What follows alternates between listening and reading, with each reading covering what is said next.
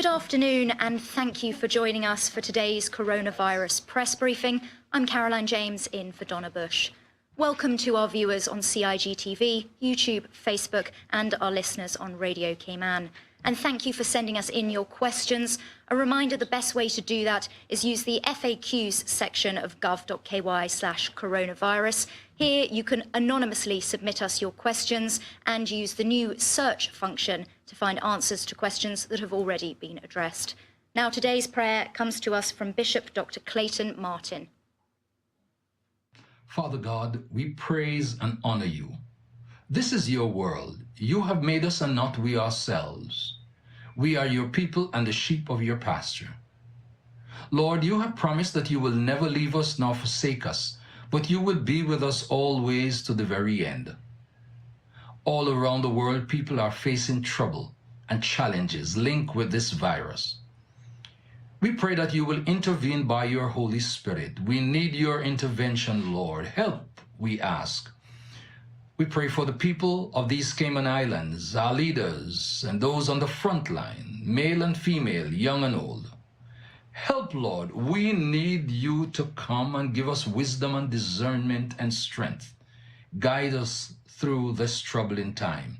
You have not given us the spirit of fear, but of power and of love and of a sound mind. As Daniel prayed, I pray. O Lord, hear. O Lord, forgive. O Lord, listen and act. For your own name's sake, do not delay. O my God, for your people and for the city that bear your name. We need you, Father, by your Holy Spirit, cover us. Thank you for the shed blood of Jesus Christ on the cross of Calvary. We are protected and we declare covering in his mighty name. Thank you. Amen and amen. We welcome our panel today, His Excellency the Governor, the Honourable Premier, the Honourable Minister for Commerce, Planning and Infrastructure, and we also have on hand the Minister for Health, the Chief Medical Officer and the Police Commissioner. We're also joined again by our sign language interpreter, Miss Carolyn Powell, and welcome also to members of the media who join us again via Zoom. So with that, I'll turn over to the Chief Medical Officer, Dr. Lee, for your update. Good afternoon. The laboratory doesn't have any results to report that I can give you today at this time. They have run some confirmatory tests this morning, and another batch is running through their system and should be available in due course. I just have an opportunity to say a few things. Firstly, the director of the Sister Islands Health Services has asked me to advise that 17 people in total have been tested, one of positive, as you know, 10 are negative. All of the contacts of the positive person have now been isolated and are doing well. As far as masks are concerned, just a bit of further advice. I am aware that they're not freely available yet, so we haven't made any wider advice regarding their use, except if you're able to wear one, they will reduce the potential for you to spread droplets to other people. So they will, as a community, help to reduce any potential spread of COVID-19. But we really have to stress that is one small part, and the much bigger protection that you can afford yourself is to stay back from people, stay at least 6 feet away, that social distancing, keep your hands clean with soap and water or sanitizer, and respect respiratory hygiene as previously advised. I've also been asked to just mention about there are some concerns that swabs may not be of the right standard. We've had no problems with the swabs whatsoever. In fact, I discussed with the senior laboratory technician who runs the polymerase chain reaction machine, and there are a lot of internal controls which are run every time sets of results come off the machine, and these internal controls will let you know if there is a problem at any way with the swab or the sample and alert you to that so that a wrong report is not given. So I don't have any, as I said, apologies, no more results to give. Just to say that there are 43 students so far who have all been negative, 27 on the first day, 16 on the second day, and I believe they've all been released. Thank you, Dr. Lee. I know we have some questions for you from the media. Cayman Compass, Reshma, go ahead. Thank you. Good afternoon, everyone. Dr. Lee, you just shared some numbers with the students who are at the government facility. Can you say if any of those students and those at the facility have been released and allowed to go back home? Yes, been released, yes. Gone back home. Okay, sorry. You were saying? Yes, they've gone back. I presume they've gone back home, yes. Okay, thank you. Now, I've had a couple of questions come in particular. I know you would have addressed this issue before with hydroxychloroquine. I always mix that word up. But we've seen recent reports with the US president once again endorsing this drug for use, widespread use. Can you speak to this particular drug and if it is being explored for use here locally? What would you advise the public to do with respect to this particular drug? I think chloroquine, hydroxychloroquine, and actually a number of different agents are potentially going to be of use in the management of COVID-19. It's a very old-fashioned drug in many ways. It's been around for an awfully long time, so we know how it behaves. And also, in this particular case, it's cheap, so that's a good thing, and should be readily available, and we'll be able to ramp up supplies in due course, I would imagine. As far as treatment protocols for the country are concerned, we've actually gathered a group of people to try to look to see if they can be responsible for drawing together the best evidence and be up to the minute.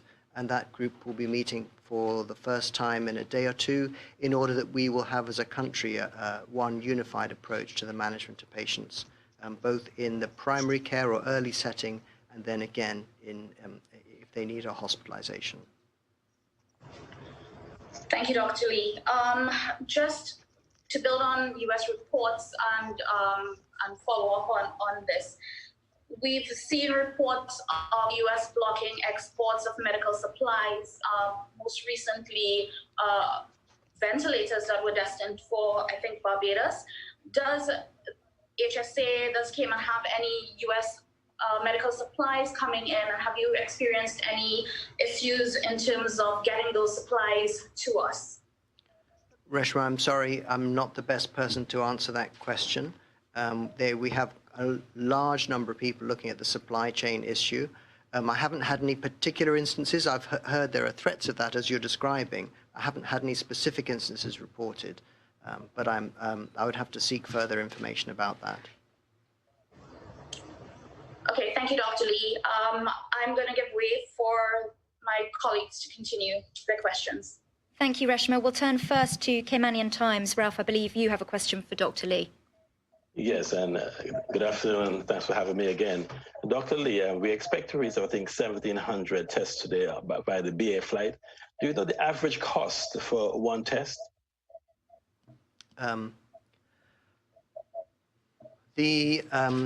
I know that the billing price is somewhere between $100 and $150 per test. I understand that's about the going rate. As far as the parts that go up to make up that price, I don't know the details. I'm sorry, that is not something I have to hand.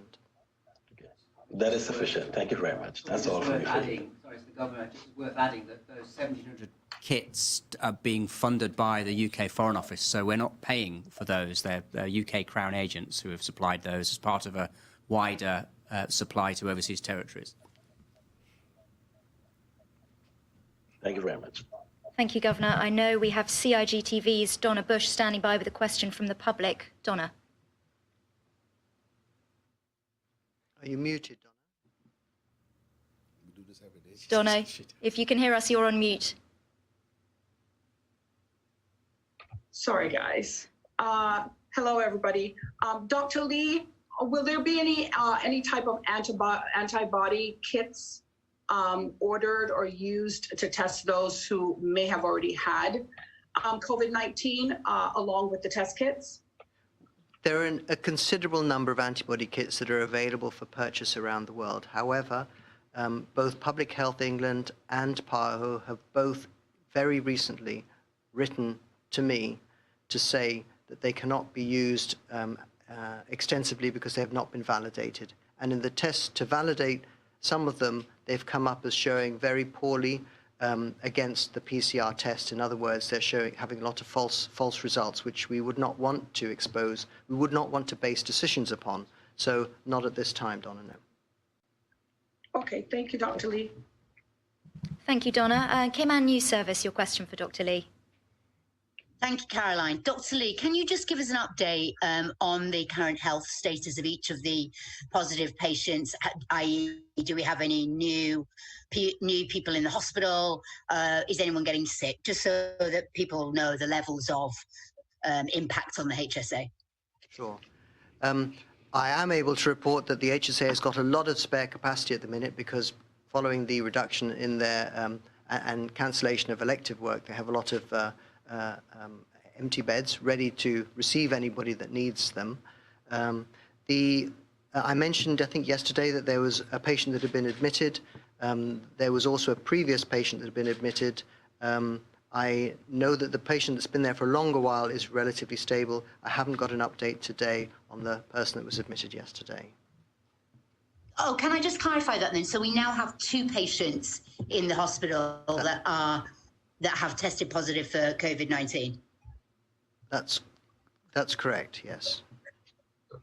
Thank you. Thank you, Wendy. Thank you, members of the media. We'll turn now to the Police Commissioner.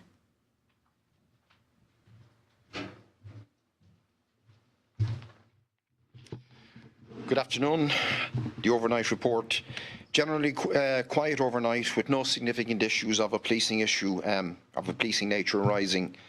Crime remains very stable and the hard curfew period continues to operate quite well across the islands. The majority of the issues we encounter are being encountered during the period of the soft curfew. Looking at Little Cayman overnight, no issues arising, 2 vehicles intercepted by police and both were essential services personnel. Cayman Brac, 38 vehicles were intercepted by police, 5 persons found in breach of curfew and warned for prosecution. In addition, 1 person in Cayman Brac was arrested and interviewed relating to the publication of a false statement relating to COVID-19 in Cayman Brac. That person was released on bail pending further investigation and preparation of a file to the Office of the Director of Public Prosecutions for legal ruling. And I'll just take a moment to re-quote Section 64 of the Penal Code 2017 revision, setting out the penalty for making or publishing a false statement or report. The penalty is $5,000 Cayman dollars and a term of imprisonment of up to 5 years. Looking at Grand Cayman last night, 59 vehicles were intercepted by police, 1 person found in breach of curfew and warned for prosecution. All other persons were found to be exempted essential services personnel.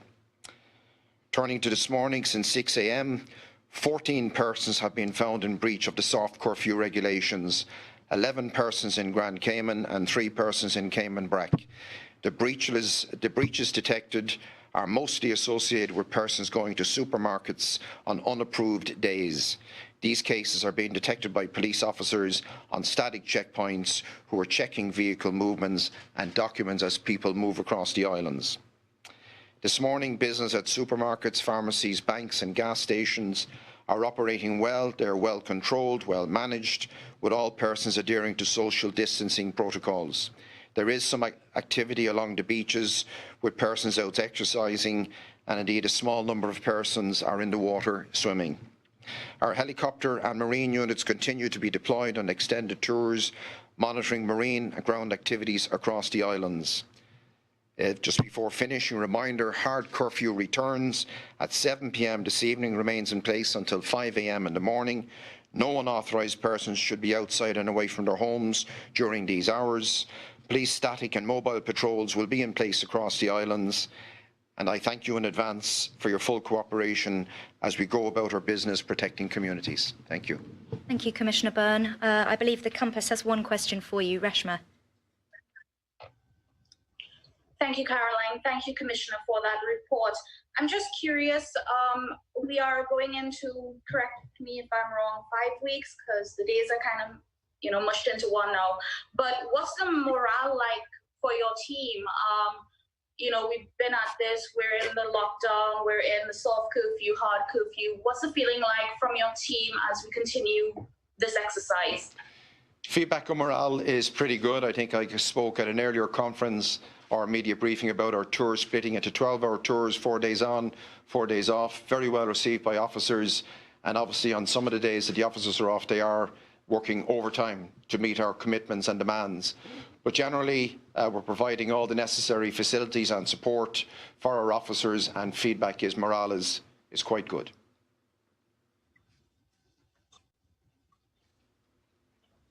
Thank you, Commissioner, for that. Just a point of clarification, in terms of the ticketing provisions that were introduced, that has not kicked in yet, or has it? Just for clarification. So it came into effect this morning, but we haven't started issuing tickets.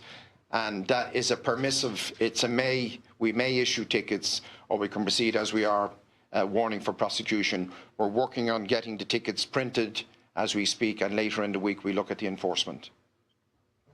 Okay, many thanks, Commissioner. Thank you. Any other questions from the media for the Commissioner? Nope. Thank you, Commissioner Byrne. We turn now to our panel and the Premier. Thank you. Hello, everyone. I want us to start today by expressing best wishes, thoughts, and prayers for the health and recovery of Prime Minister Boris Johnson, who it has just been reported has been transferred to intensive care as his condition has worsened. We pray fervently for his urgent and full recovery. I just want to say that this underlines the point that we keep making over and over again. Mr. Johnson is a relatively young, fit, highly energetic individual whom I've met on a number of occasions. Boundless energy.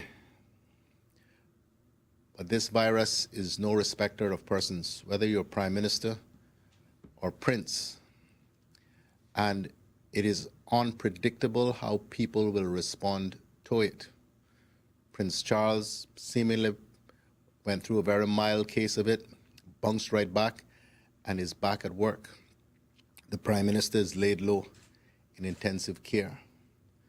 So this just underscores the point over and over again that we must continue to do everything we can to avoid contracting the virus, because we do not know what the outcome is going to be for us. If people insist on being selfish, that's fine. But remember to be selfish about your own well-being and health. Do everything you possibly can not to contract the disease. The world stats: the United States, 356,414 cases, up 19,741 over last night. Total deaths now at 10,490, up 874 overnight. Spain, total cases 135,032, up 3,386 overnight. Total deaths at 3,169. New deaths are at 528. And it seems incredible to say this, but that's actually good news. For Spain, the numbers of new deaths have started to fall. Italy, 132,547, up 3,599 overnight. Total deaths, 16,523. New deaths, 636. Again, a fall in the case of Italy. Germany, 101,558. New cases, 1,435. Total deaths, 1,662. New deaths, 78 overnight. France, 98,010. Up 5,171 overnight. Total deaths, 8,911, up 833 overnight. China, 81,708, up 39 overnight.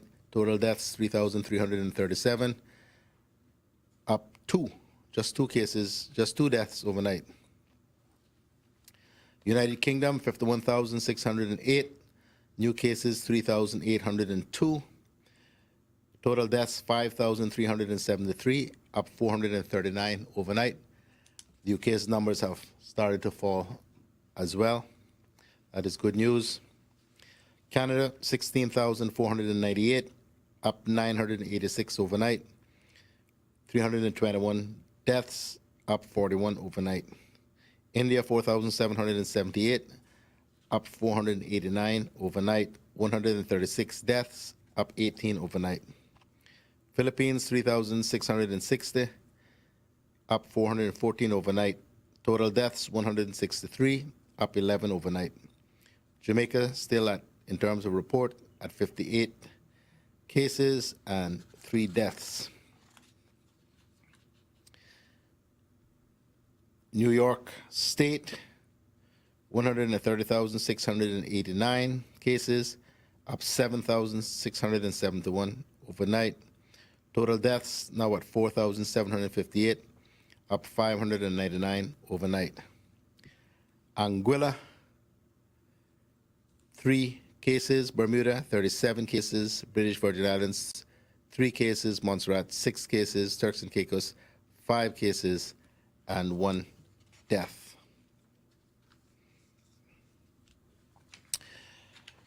I have a report with respect to the work of the Department of Children and Family Services, and in particular, the Needs Assessment Unit. Ongoing requests, this is with respect to support to vulnerable Caymanians in need. Ongoing requests continue to be processed for NAU services, with immediate focus being placed on food vouchers. 1,681 existing families are now approved for services. 136 new applications will be processed before the end of the week for immediate food vouchers.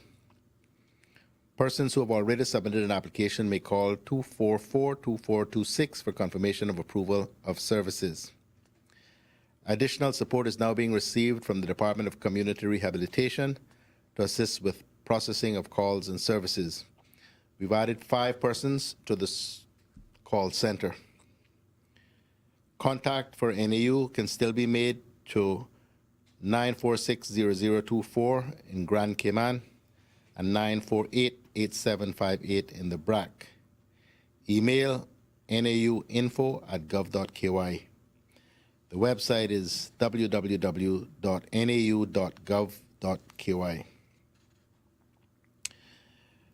With respect to the Department of Children and Family Services, the hotline for the aging population is 1-800-534-2222.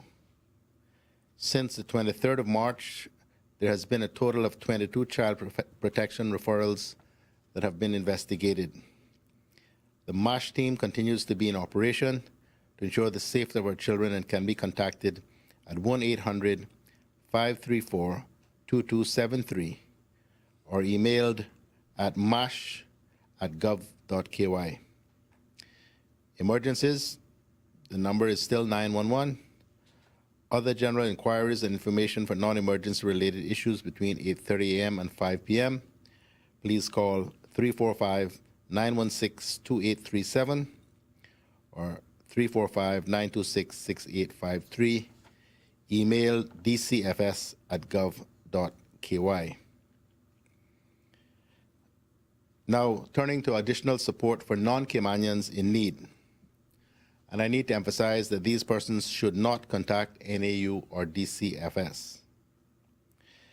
They should email CIG COVID support@gov.ky. CIG COVID support is all one word. Or call 244-8000, Monday to Friday, 10 a.m. to 4 p.m. 76 applications have been received for vetting from work permit holders, 3 from the sister islands. Distribution of one-off food vouchers will take place tomorrow and Thursday of this week. Persons meeting the criteria will be contacted today with further instructions on the voucher. As I said before, inquiries can continue to be made by emailing cigcovidsupport@gov.ky or calling 244-8000 Monday to Friday, 10 a.m. to 4 p.m. And finally, as I have mentioned on a number of occasions before and responded to questions regarding, we have continued to have discussions regarding support for the business sector and the economy. And today I am happy to report that Minister Hugh will be announcing the first tranche of relief measures to support our micro and small businesses in an effort to arrest the economic disruption being caused by COVID-19 and to offer some economic and financial relief to our small and micro businesses. Thank you very much. I'm sorry, there's just one other point, is that the changes to the regulations were published this afternoon. Okay. Thank you very much. I first, this afternoon, want to join the Premier in sending our best wishes to Prime Minister Johnson and his family. Clearly, this is very difficult news, but it again underlines just how dangerous this virus is. And if anybody out there is still in any doubt about that, then they shouldn't be. I also just want to say a big thank you to the overwhelming number of people who've been in touch with me in the last couple of days with messages of support, which I greatly appreciate. And I do want to say that the overwhelming majority of people in our community are stepping up at this time of crisis and demonstrating what Caymankind truly means. And I want to pay tribute to all of them. My own admiration and respect for the people of these islands remains undimmed, and it continues to be a great honour for me to serve as Governor, and I will continue to do everything I can do to the best of my abilities to support you. I also want to say that I continue to work incredibly closely with the Premier, which again I think is exactly what is needed at this difficult time. So we have no new cases today. So our policy of isolating, tracing contacts and suppressing this virus remains very much on track. We are at a stage where we will now be stepping up significantly our testing capabilities, which is really important. And on the British Airways flight, which is arriving, there are 1,700 test kits on there and 200 swabs, which is very important to us. And I just want to underline again that I know there are concerns about all this equipment coming in internationally, but my office has been involved with supplies from South Korea and China, and we've been using the British embassies in Seoul and Beijing to do due diligence for us, ensuring that we can be satisfied about the quality of what we are purchasing. And I think it's important to mention that. So as our strategy continues, we continue to buy ourselves time to ensure that our health system is in the best possible shape. But we have to plan for worst case scenarios, and there is a lot of work going on to make sure that we are in the best position that we can be. But yet again, as we've stressed repeatedly, please do follow the advice to limit human contact as much as possible, staying at home and following the advice that we are giving you. It is so incredibly important that everybody plays their part in that. Thank you. Thank you, and good afternoon, everyone. As we all are aware, this global pandemic has caused significant economic dislocation across the globe. Right here across our islands, we see economic activities in major sectors have come to a halt, and there's no doubt that business and commerce will be affected in many ways that we did not anticipate. I want to assure the people of the Cayman Islands that the government will do all that it can to ameliorate the effects of the pandemic and give these islands the best chance for recovery. As the Honourable Premier has mentioned on a number of occasions, there are discussions taking place concerning our support for the business sector and the economy. But as a government, we will continue to place priority on flattening the curve of new cases so that our islands can get back on its feet, or at least with some domestic activities in the near future. Just for a bit of background, in our immediate response to provide support to the micro and small businesses amid the COVID-19, the government, through my ministry, fast-tracked the opening of the Cayman Islands Center for Business Development late last month. The center has had to adapt its original plans to respond to the needs at hand. Since that time of opening, I am pleased to report that the staff members at the center have been conducting daily virtual and teleconference meetings focusing on business continuity for many business owners who have been impacted by COVID-19. I would like to encourage other entrepreneurs with an urgent need for assistance with cash flow management, business impact analysis, or those who need to redesign or rethink their business models to please contact the center.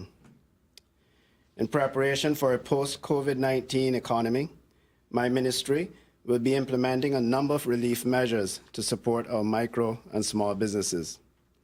The government has always been proactive by making it a strategic priority to implement initiatives to support micro and small enterprises across our islands. Our Small Business Incentive Program, for example, has benefited more than 5,000 micro businesses and 700 small businesses since its inception in 2017. This was at a value of $2.8 million from the government. The thousands of micro and small businesses across the islands are an important part of our economic ecosystem. They are our small retail shops, restaurants and cafes, beauty salons, tour operators, web developers, marine services, hotel supplies, pest control, janitorial services, and the list goes on. The health of these sectors are important to the well-being of our islands.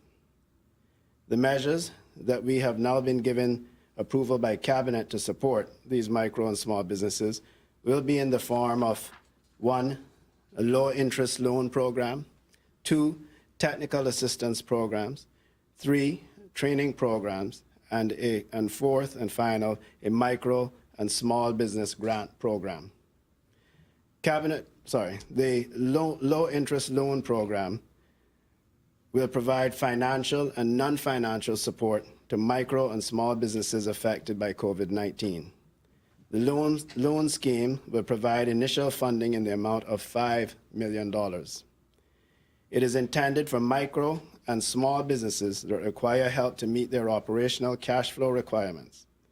This loan program will be administered through the Cayman Islands Development Bank and will benefit businesses that are 100% Caymanian owned. The program will provide each borrower with a fully backed government guarantee. The amounts available to micro businesses will be up to a maximum of $20,000, and to small businesses will be up to a maximum of $50,000. There will be a 6-month period of moratorium between which the bank will not collect principals or interest payments, and the loan will be given for a period of 5 years at 1% interest in the first year and subject to increases thereafter. The application process for this loan program will be through the Cayman Islands Center for Business Development, which falls under the remit of my ministry. Of course, applicants must meet specific criteria for this assistance. At this point, I'd like to thank the chairman of the board at the Cayman Islands Development Bank, the director, and the staff for their cooperation and their assistance in getting us this far in developing the program. The technical assistance program will involve the use of paid, qualified accountants and other professionals to provide technical guidance and coaching to micro and small businesses to help them navigate this difficult period and to keep their financial obligations to financial institutions. The program is directed particularly at recovery from COVID-19, and technical assistance will initially be provided for 1 year, and the program of assistance will include, amongst other things, the following: document preparation to access financing, grants, or other stimulus products, preparation of business plans, strategic plans, business model design and innovation, business forecasting, business impact analysis, and finally, human resources services. The assistance will take the form of one-on-one consultation and coaching sessions with the clients. The total amount of funds that will be allocated to support the technical assistance program is $500,000. The training and handholding program, and I must emphasize to our micro and small business owners that training and coaching will be an integral part to the program in order to help you navigate the new world of business that will emerge post-COVID-19. The training modules will cover areas such as managing cash flow in a crisis, harassing the entrepreneurial mindset, harnessing the entrepreneurial mindset, maybe harass it as well, managing changing human resource needs and business models innovation. And we encourage especially our micro and small businesses to take advantage of this, as it will be provided at no cost to you. Participation in at least one of these sessions will be a prerequisite for accessing the loan.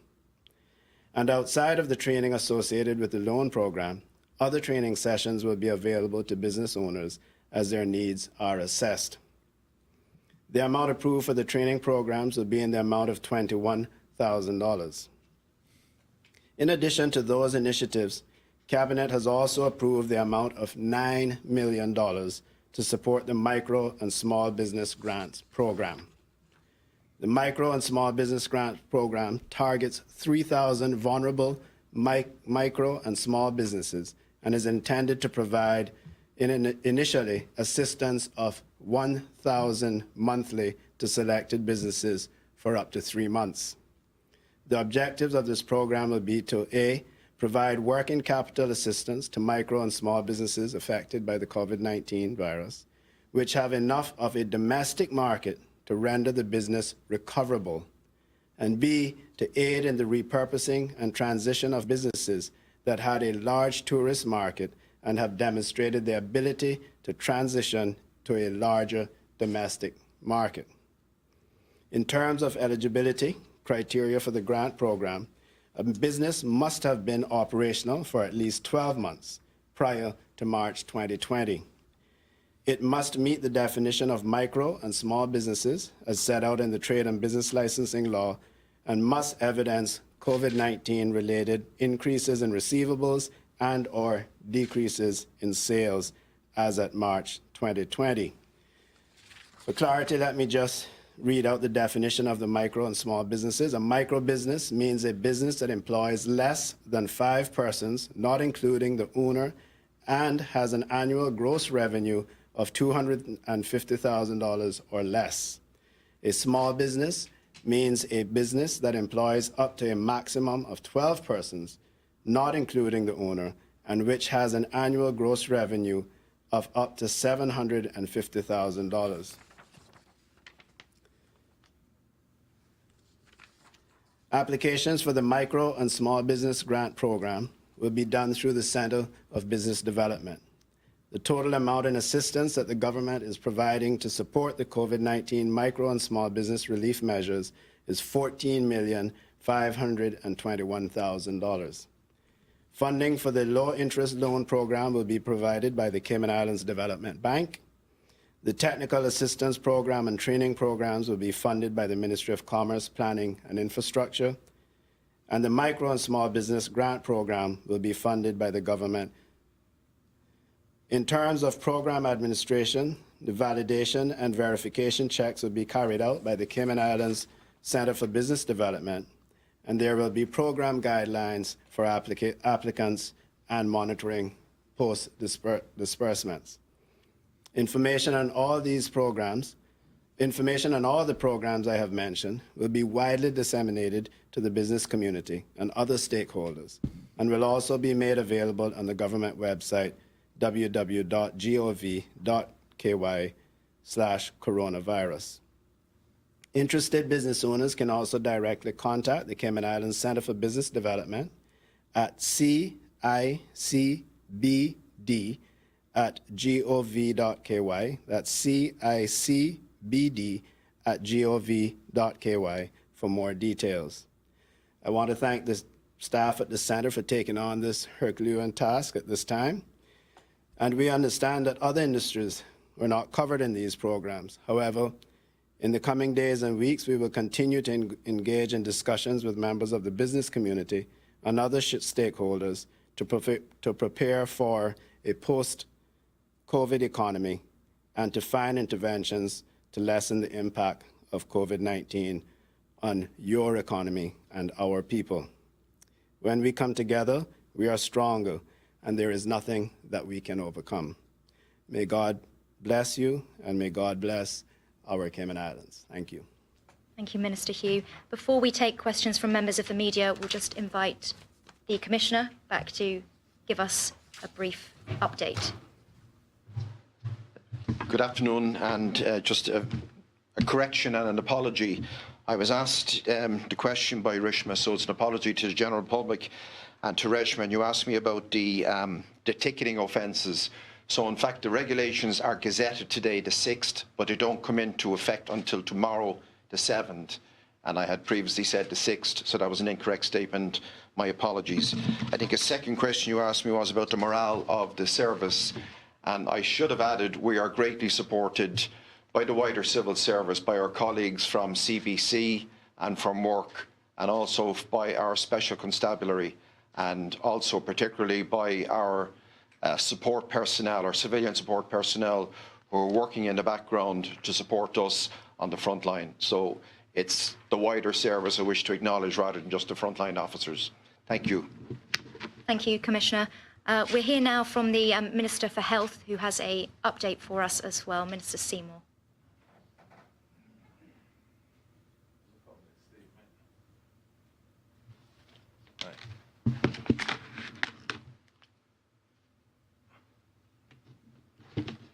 Good afternoon, everyone.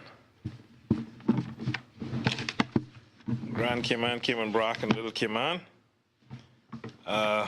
Scripture this afternoon comes from Exodus 23:25. And you shall serve the Lord your God, and he shall be blessed thy bread, and he shall bless thy bread and thy water, and I will take sickness away from the midst of thee. I just want to reiterate something the governor has been saying in terms of persons wanting to travel. Been getting a lot of calls from persons about travel and when his flight's going to this and that destination. I want to say to you, this is determined by you calling and emailing the address. It's 244-3333. And or email emergencytravel@gov.ky. I want to also encourage companies. It is your responsibility to assist in emailing the emergency travel address with employees who are not working or whose work permits are expired. I think you have a responsibility also.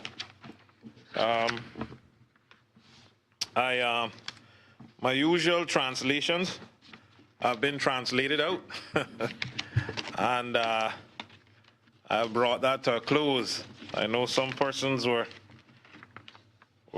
anticipating those translations on a daily basis, but I think we made the impact that you're trying to make in trying to reach out. Last week, I informed you of a few elements of the Health Services Authority COVID-19 preparedness plans.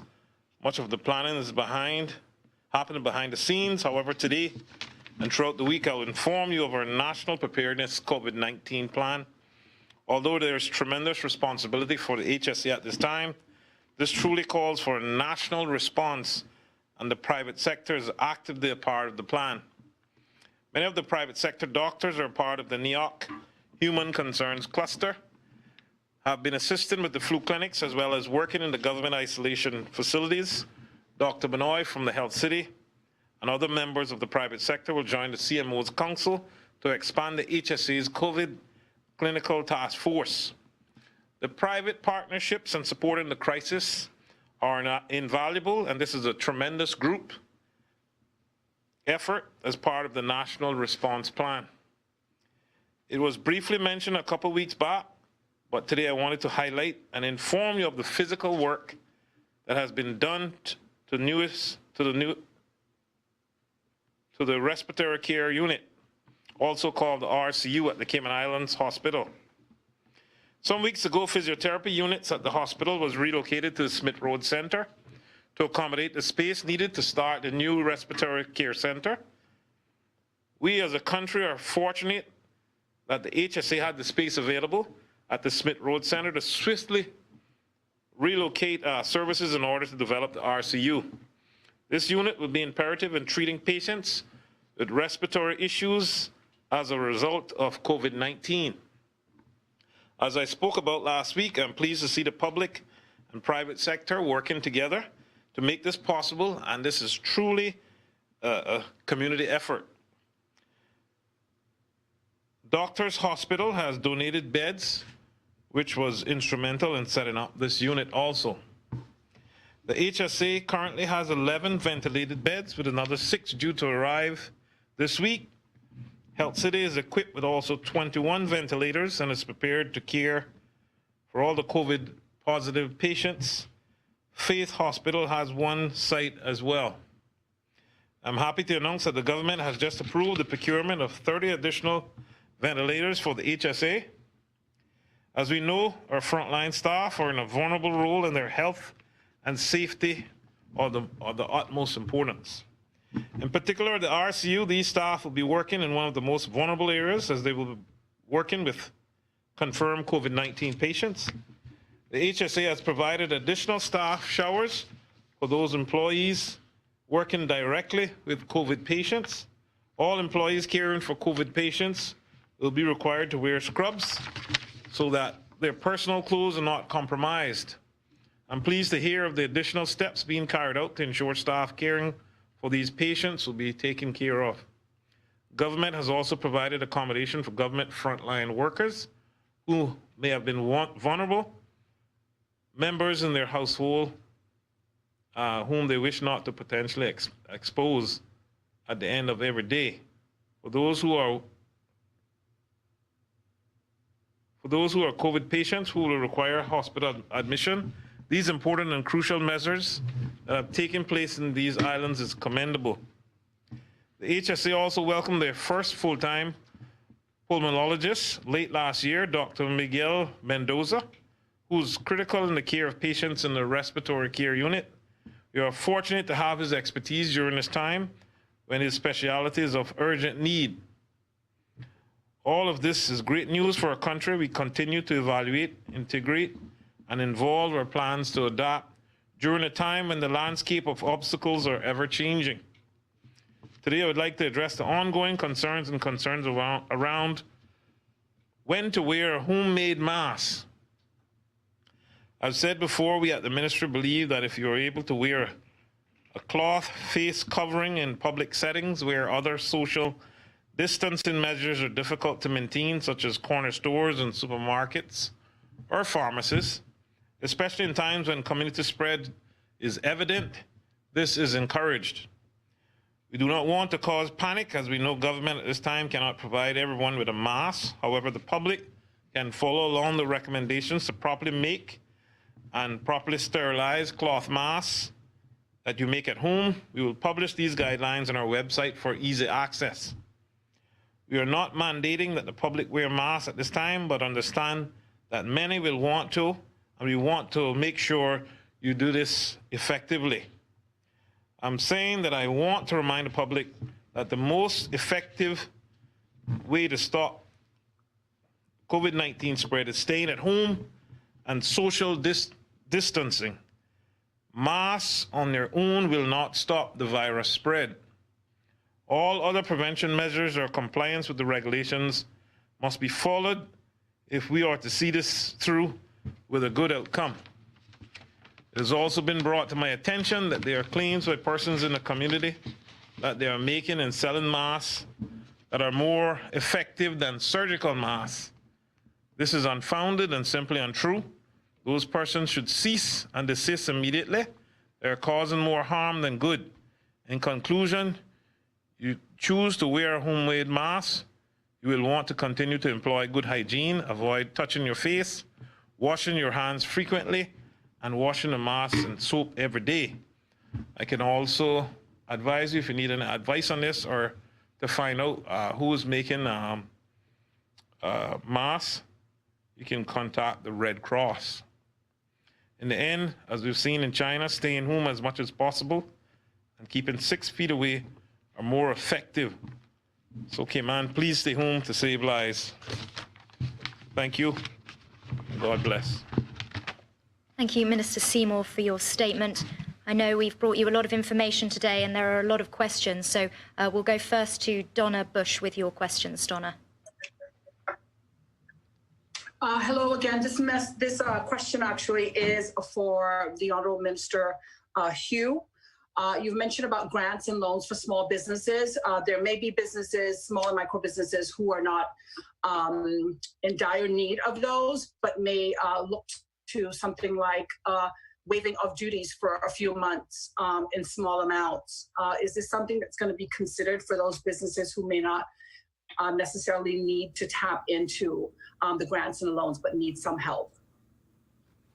Thank you, Donna. As I said, that we are looking at other incentives for this post-COVID-19 period when we do have some sort of local economy back up and running. We will be looking at stimulus packages at that point to see how we can best stimulate the economy and support our local businesses. So there are a number of things, and we will be continue our collaboration with various groups in the community, including the Small Business Association, the Chamber, and others. We're about to ramp up that sector or that segment of the operation. As you know, we were preparing for the virus. We are now dealing with the virus, and now we're ramping up our efforts in how do we recover after the virus. Okay, thank you, Minister Hugh. A question for Premier McLaughlin. Premier, a lot of people are working from home, as we know, and a lot of people are running out of simple things like office supplies, but office supply businesses are not essential businesses. But there are a lot of people who are really concerned about the need for office supplies. Is there any talks about maybe putting something in place temporarily that they can be sourced for persons who are working from home? Yes, we are talking about those things. We are being besieged by requests from every quarter. I think just about everybody wants things to go back to business as usual. Sometimes I get so frustrated, I tell you the truth, I wonder if it makes sense to continue the curfew, because the pressure we are under to allow more and more people out onto the road and create more and more opportunities for the virus to spread just frustrates the life out of all of us. But it's not going to be business as usual. And we can't open back every store that people need something from. So, but acknowledging that this is likely to carry on for quite some time, we are looking to see how we can make some of these supplies available to the general public with minimal risk. We see what's happening at the banks. I mean, the situation at the banks is most unsatisfactory despite our best efforts.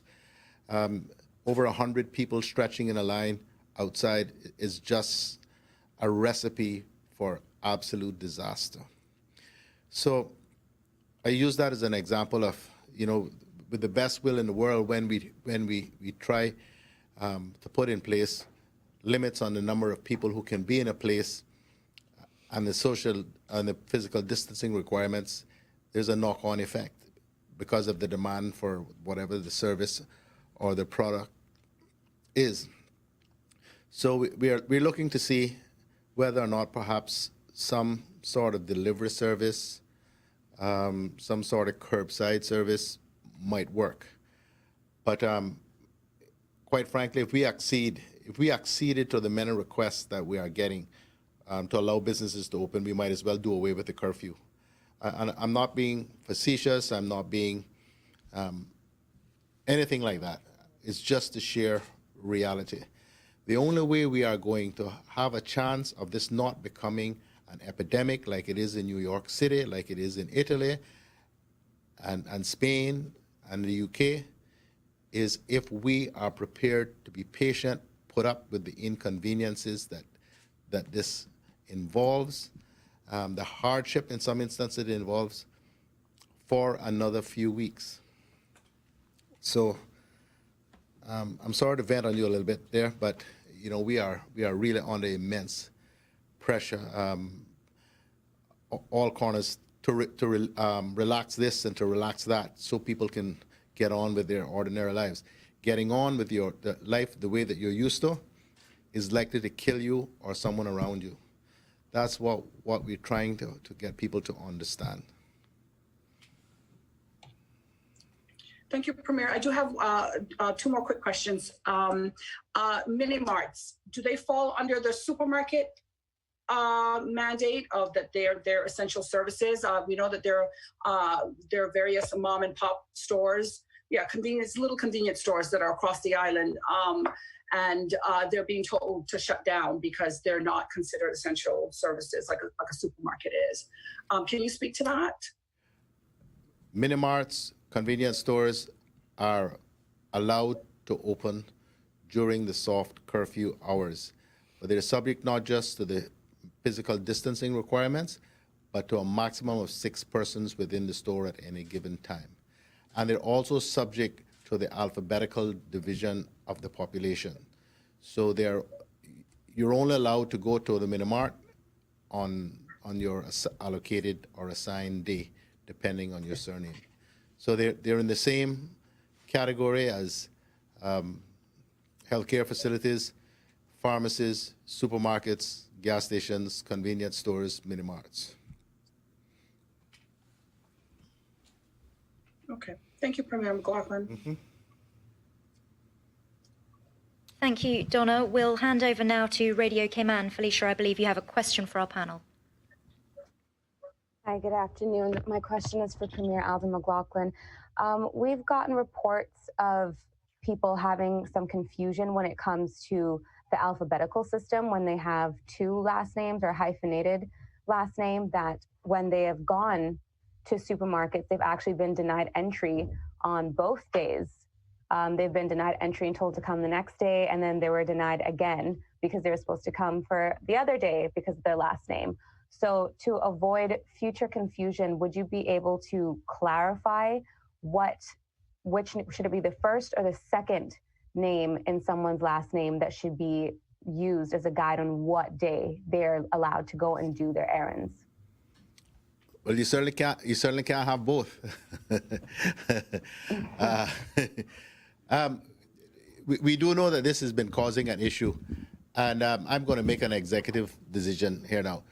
Let us use the first name. So if your name is Felicia Rankin, what's your other name? Solins. Right, we use the Rankin. Okay. Okay, thank you so much for clearing that up. That's all my questions. Felicia. So yes, we'll use the first surname of a double-barrel surname. We use the first surname, the letter that starts the first of the names. Thank you, Premier. Cayman News Service, Wendy. Thank you, Caroline. I have a few quick fires. First of all, we're getting a lot of reports about price gouging across the board, from insurance companies to supermarkets to gas stations. Can government confirm what the situation is with the price gouging law? Do you want me to stop there and get an answer, or all of the cues? Well, I don't know that I can confirm anything. I mean, I keep hearing this, but we would need to have, solid evidence of this. The fact that the price has gone up significantly in the supermarkets does not necessarily mean that Woody Foster is gouging anybody. It may mean, as I think it probably is, that the price that he has had to pay to procure the product overseas has gone up significantly. I know that is absolutely the case with respect to meats, because I had a conversation with Woody yesterday, the price of meats in the U.S. has gone up phenomenally, although the local supermarkets are, for the time being, at least trying to hold the prices where they are. So that's an example. So I'm not trying to say that there is not price gouging. I'm simply saying that at this point the government has no way of knowing that is the case. We know because we've had anecdotal evidence that the prices in many areas have gone up significantly. But that in and of itself does not necessarily mean it's price gouging. Thank you. Understood. Can you just say for the public where they should call if they do have this evidence? You know, I'm not sure which department that would be. But shall I say, if you believe you have evidence of that, at least for the time being, would you email that to curfew time at gov.ky, and it'll get passed on to me, and then I can. I'm not sure whether it'll go to the ombudsman or where it'll go. To be truthful, and I don't want to mislead people by sending them somewhere that they just go around in a circle. So I'll try to get to the bottom of that and get back to you. Okay, sounds fine. soon. Next Okay. question. Can you also... Sorry, I overrode you then. Next question, I'm trying to get through this quickly. The general paying of fees, whether it's your driving license or whatever else that we need to pay to government that we owe, keep the cars on the road and everything else. Some people are having all sorts of trouble for a gazillion reasons, of which I'm not going to go into. But can we get some clarity that nobody's going to get prosecuted if for a genuine, honest reason they couldn't get the money to the government? Well, you're asking for a broad concession. I talked about the situation with the Department of Vehicle Licensing, and the minister is actually here. We're looking at how we can deal with this question of you not being able to license a vehicle if your inspection is due within 3 months of the expiry of your coupon. We're looking to fix that, but otherwise, I don't know why people wouldn't be able to pay government money that they owe. If there's this particular department that is closed or has an issue with it, then I'd like to know. But I don't know that government's treasury has closed. I'll just add to that, Premier. Yeah, we are working on a solution for the Department of Vehicle and Driver's License. Collection of payment wasn't the significant issue. We can do that online. The issue was the inspection. And we can't waive the renewals because then you're also breaking laws that the police are enforcing. So we think we have found a way without actually having to make a legislative change to allow persons to renew their vehicle licenses and then do the inspection later on. There's also the issue of insurance, not being able to renew your insurance or not being able to renew your vehicle without the insurance, either way. But we are working, we've been working around the clock on that one. We hope to have a solution within the next day or two. The other issue is that of the driver's license renewal.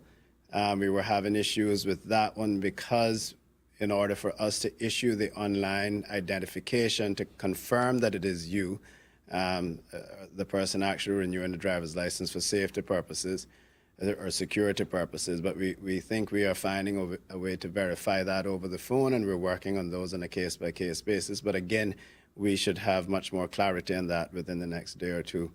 Trying to remember the other one that the trade and business license while I'm here. Again, this is another one that even if we were to defer the renewal of your licenses, this affects you with your banking, this affects you with immigration, this affects your business if you ever have to apply for an exemption from the government as an essential service. You need an up-to-date trade and business license. So again, we should be making some announcements in how we can renew the trade and business licenses that are up for renewal over the next month and allow people that have business to continue, allow them to continue streamlessly.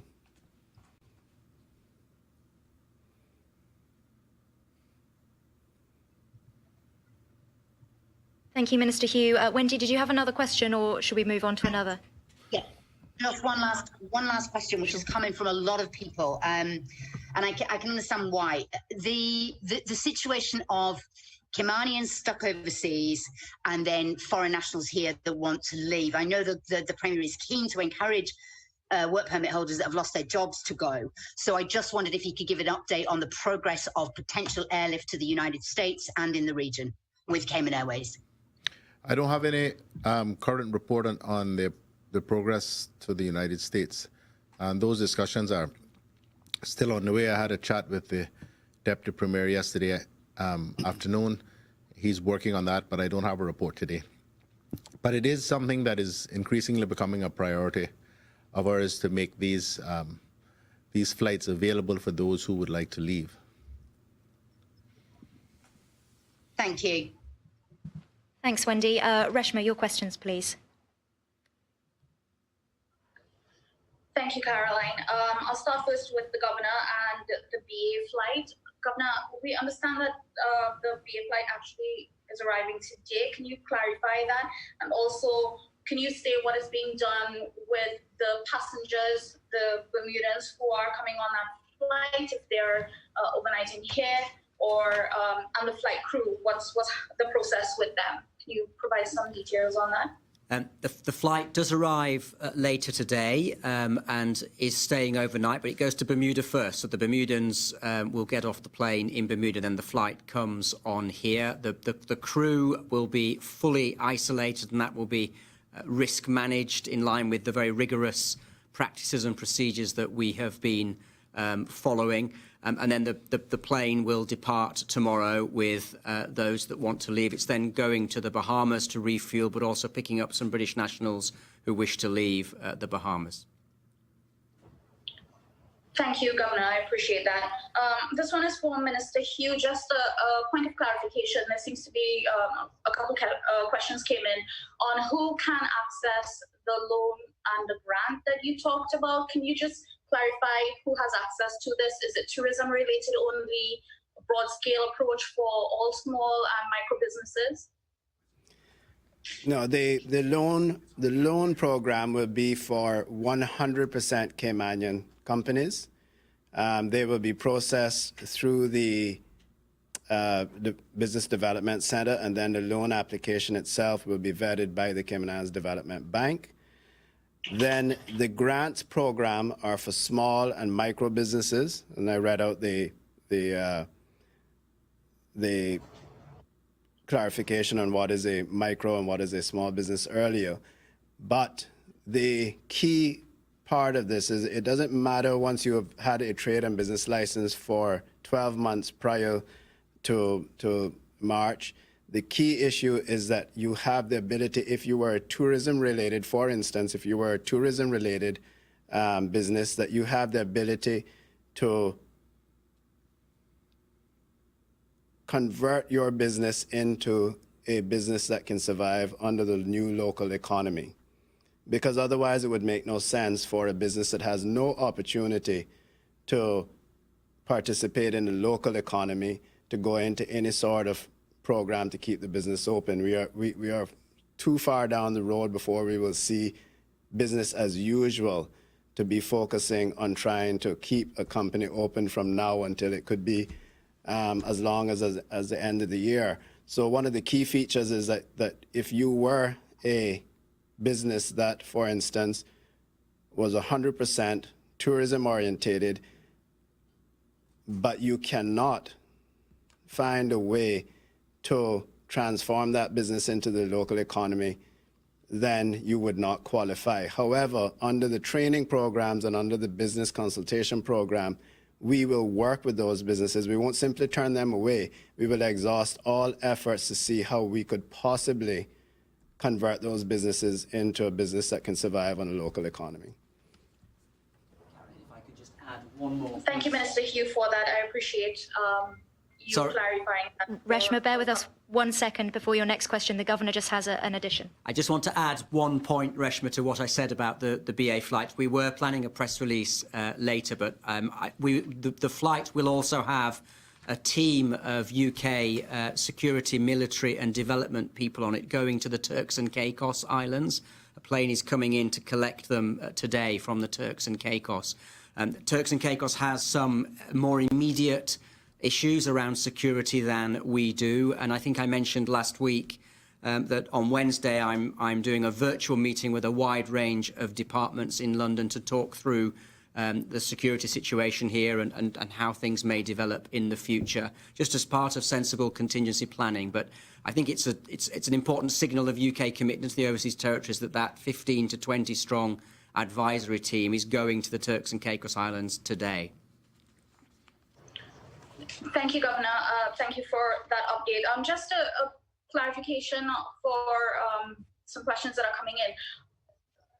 Are we picking up anyone in Bermuda on that flight and bringing them into Cayman as well, or is it just a drop-off point and then continue on with the Caymanians residents who are coming back?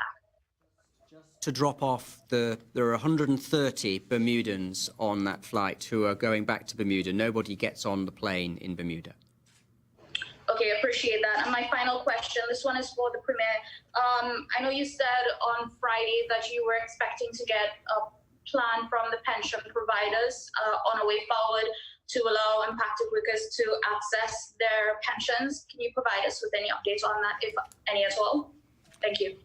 We haven't received the plan or proposal or report, whatever you want to call it, but I expect to do so by the end of the day. Then my government will have to consider it quickly and make some decisions. We'll hold a cabinet meeting sometime during the course of this week. We're holding them by Zoom these days, and make some decisions. The AG, I think, has made some very good progress on figuring out how we can hold a virtual meeting of the Legislative Assembly. And as soon as we get those details worked out, we'll move swiftly to have the necessary meeting so that we can make the legislative changes, because both a pension holiday and permission to withdraw from your pension in the present circumstances would require changes to the primary legislation. It's not something that Cabinet can do. Thank you, Premier. I appreciate that. Thank you, Reshma. We have a couple more from Caymanian Times, and then we'll go to Donna for one last question. So, Ralph, go ahead. Good afternoon, Mr. Premier. These questions are for you. First of all, I want to thank you for taking our questions. Understand the weight's on your shoulders and that you're fighting to keep the balance between health and the country's future. I'll keep my questions brief as usual. Just some updates on some questions I had in the past. The money transfer situation, I understand from two sources that they have submitted their requests, and do you have an update on the results from those requests? I've just finished a conversation with the Chief Officer in the Ministry of International Trade, Eric Bush, who's heading up the curfew time.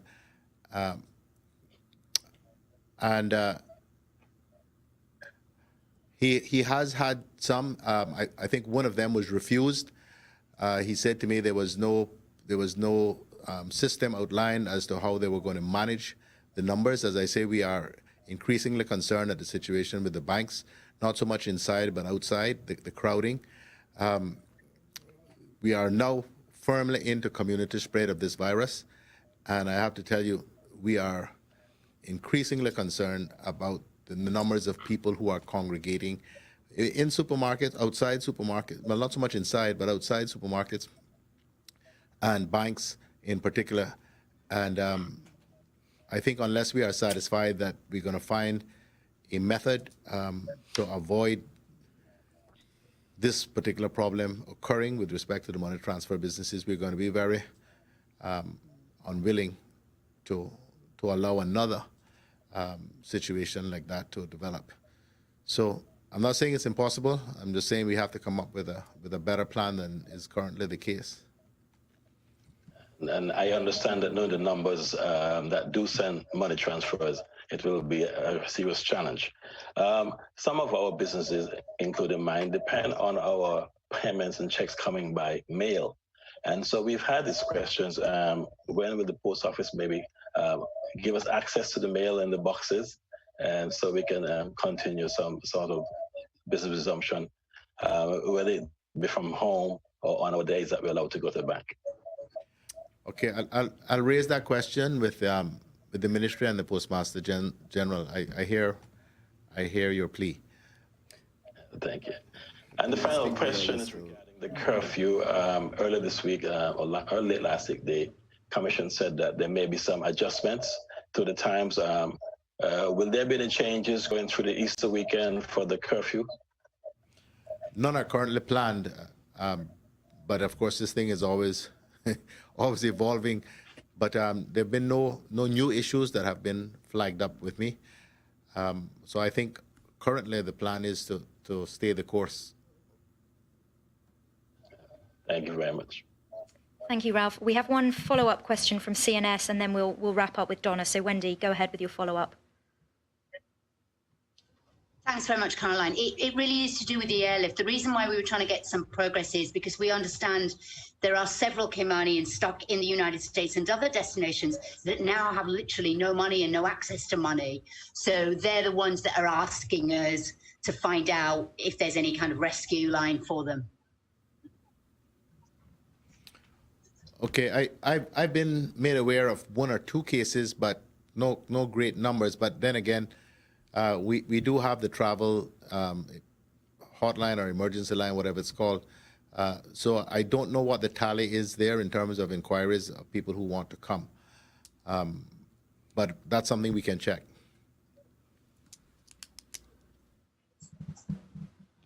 Thanks, Wendy. We'll head now to Donna for your last question, Donna. My last question is for Commissioner Byrne. I know that His Excellency has been really huge on fake news and was the victim of some fake news just hours earlier. Has anything been done with the person who sent that voice note out regarding fake news? So I said yesterday, Donna, that we have the matter under investigation. The voice message itself is being investigated as we speak by our digital forensic hub. We believe we have identified that person. I believe there are other posts being circulated just during the conference, as I understand it, and we will progress the investigation this week and interview the person who is primarily the suspect in the case. Okay, thank you. Thank you, Donna. Any closing thoughts from members of the panel? Well, the only thing I want to say is I didn't say anything yesterday about that that vile voice note because I was just so embarrassed and so angry. But they're not often that I'm ashamed to be Caymanian, but I have to tell you, that voice note made me ashamed to be a Caymanian. The governor has worked so incredibly hard. I better leave it there. It's just the most disgusting behavior that you could possibly conceive of. And I've already apologized to the governor on behalf of our people, and I know many people have as well. But Governor, that's not Caymanian at all. And I apologize again on behalf of all of us. I know that there is condemnation, general condemnation of that kind of note and that kind of behavior towards you. We have incredible regard and respect for you and your help in steering us through what is already a major challenge and is likely to be a much greater challenge until we come out the other side of this crisis. Thank you, sir. Thank you. Thank you very much. And thank you for joining us again today. There's been a lot of numbers, email addresses, contact information read out today. A reminder, you can find all of those on the resources section of gov.ky/coronavirus. You can also check out our social media pages for more information. Thank you very much for joining us today. We'll see you again tomorrow.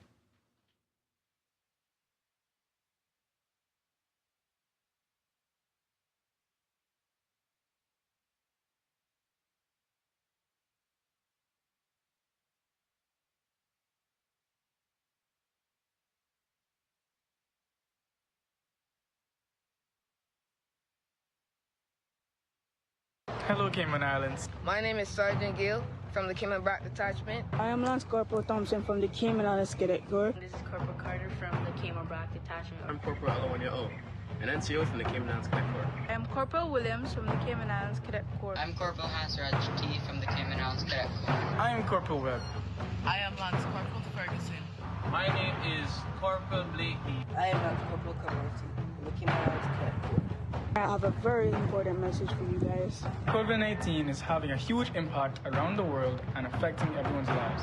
And I wanted to say, keep washing your hands and practice social distancing when necessary. As young Caymanian cadets, we have pledged to uphold the importance of following the advice of our medical professionals and government leaders to stay at home. Caymanians, residents of the Cayman Islands, listen to what I have to say. Stay home, Cayman, to save Cayman. Stay home, Cayman, to save Cayman. Stay home, Cayman, to save Cayman. Stay home, Cayman, to save Cayman. Thank you. This message has been approved by the Cayman Islands Cadet Corps.